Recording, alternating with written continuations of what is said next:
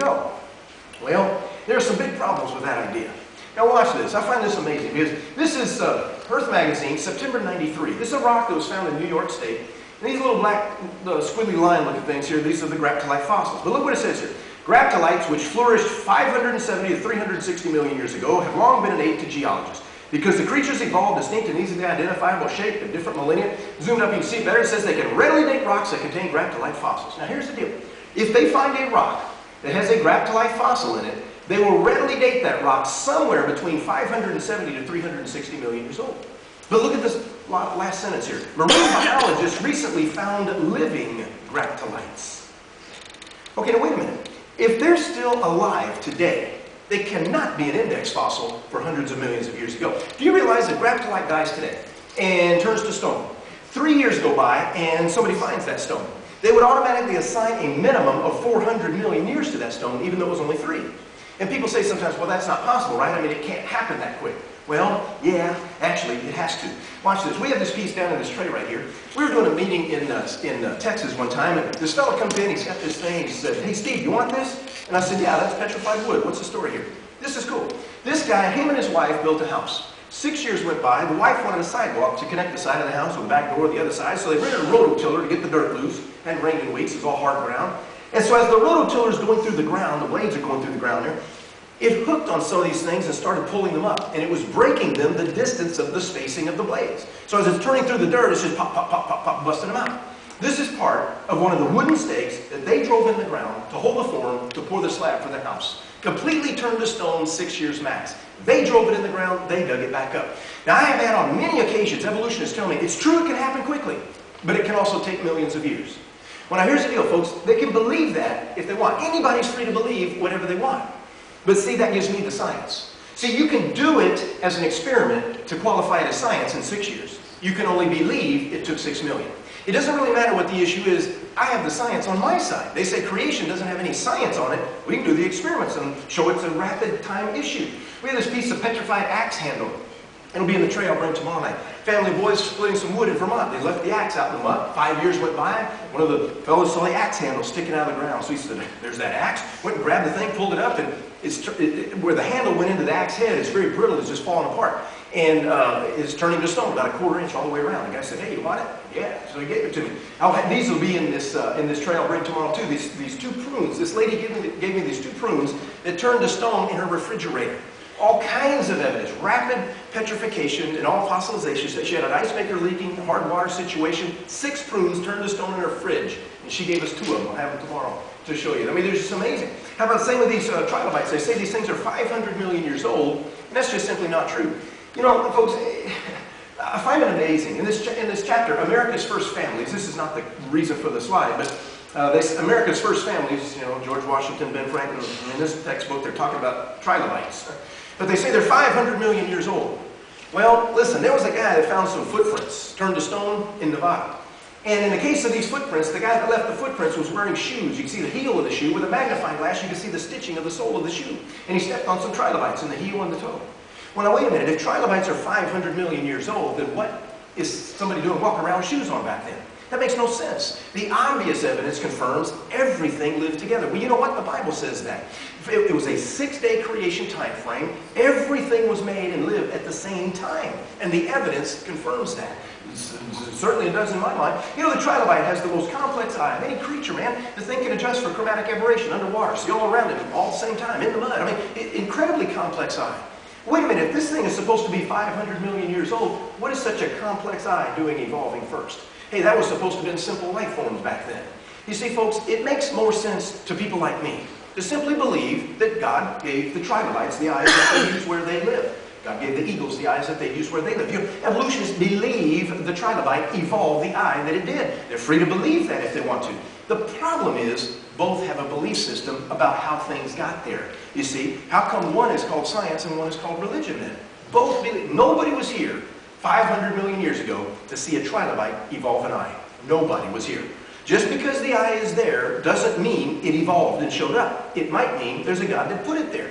See, both believe by faith how things got there back in that kind of supposed time frame, if there was such a time frame. It's not science, in other words.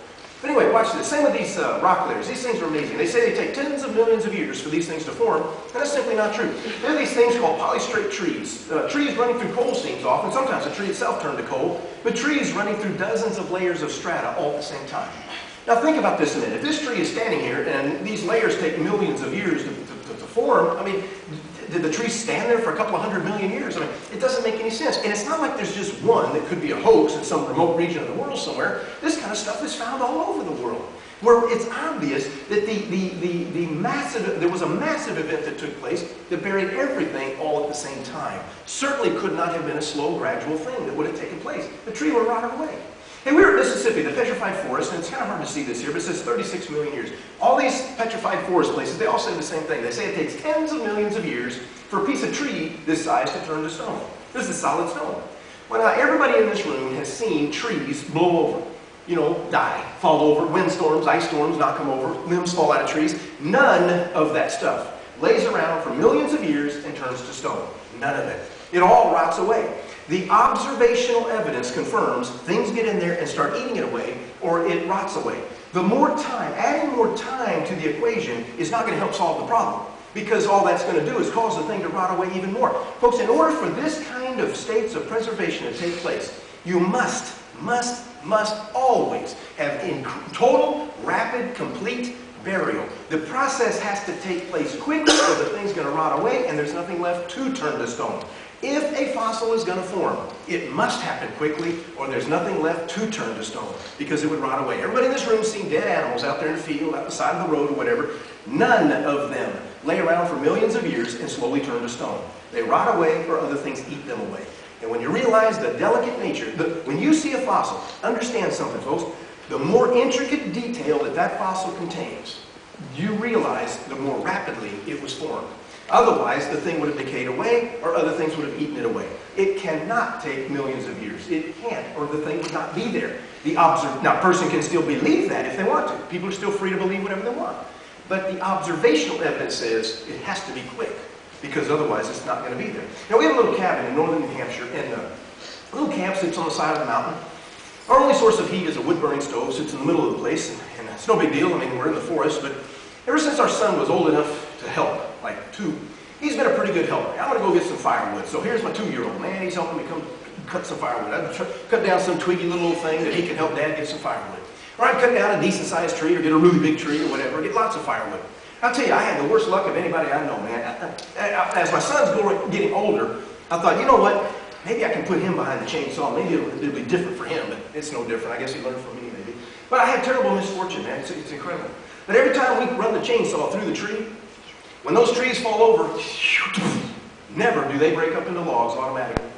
It just doesn't work that way for me, man. It's just total work. Every time, Paul and I have to go back, and he's got a chainsaw too, you see.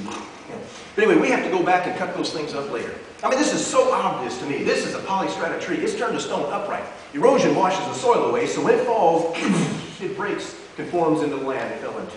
Polystrata trees are very common. We have these pieces that'll be in that tray tomorrow. Iron ore. This is iron ore, how they get it right out of the ground, Upper Peninsula of Michigan. This is how they make little pellets out of it, ship it off on train cars and barges and such. The iron ore industry is a big deal in the Upper Peninsula of Michigan. And what happens is they just acquire a plot of land and they start digging. When they reach the limit of their dig, they flood the thing, make a little lake out of it, go dig somewhere else.